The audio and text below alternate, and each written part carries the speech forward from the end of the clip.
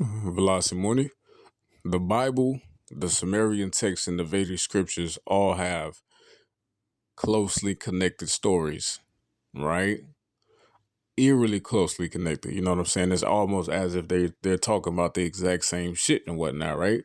And I know some people like to disagree. I know some people like to say these are completely different cultures who had no type of connection to each other whatsoever. But it's almost it's almost like you can't deny the fact these stories share strong commonalities and whatnot, right?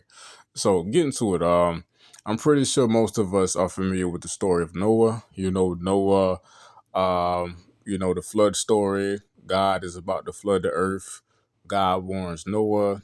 Noah builds an ark. Noah saves niggas, and niggas hop off the ark and go fuck bitches and repopulate humanity. Which I'm I just realized, like, who did they fuck? Like, you know what I'm saying? It was just Noah and his sons, right? And his wife, right? Like, how did they start that shit back up? But that's neither here or there, you know what I'm saying? Uh but yeah, the floor, that is kind of crazy. Like, niggas gonna have to point that out. But I'm gonna continue with the point of this video, right? The flood story, right? The biblical version, right?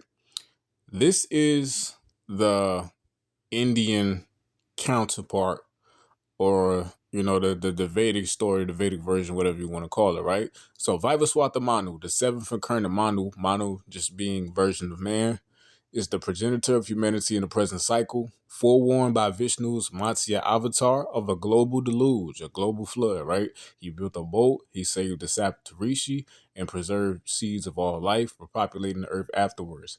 So it's like, you know what I'm saying? It's pretty much talking the same shit. Like, you feel me? He's warned by the Vishnu's avatar. Vishnu was God. When Vishnu is often referred to as, you know what I'm saying, one of the supreme gods, right?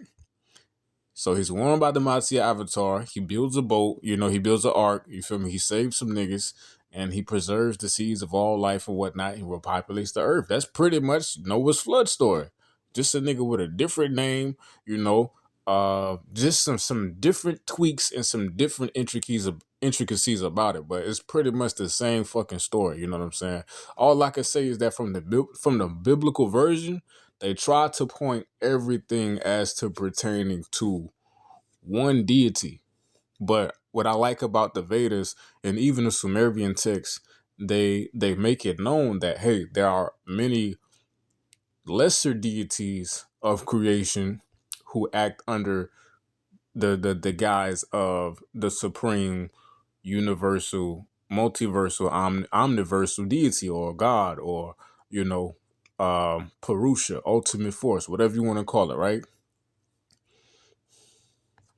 But yeah, and y'all could check out the story of Utnapishtim if you want to, too, which is the Sumerian flood story, and it's just somewhat astonishing that these connections aren't necessarily openly known by the majority of the populace or whatnot. Yet it's right in our fucking faces. You know what I'm saying? It's not like it's being hidden or anything like that. And it's many more parallels and similarities than just this one story. Like, even Abraham. Like, Abraham really sounds a lot like a Brahmin or Saraswati.